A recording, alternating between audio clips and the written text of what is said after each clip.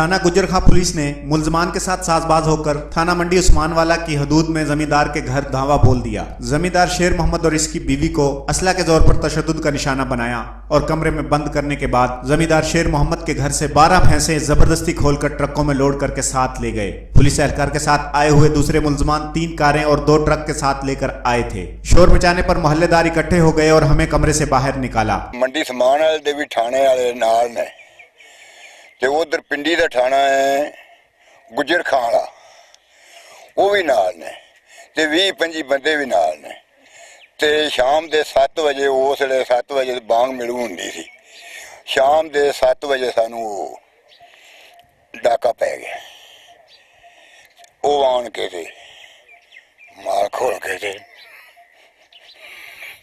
ले गए ने।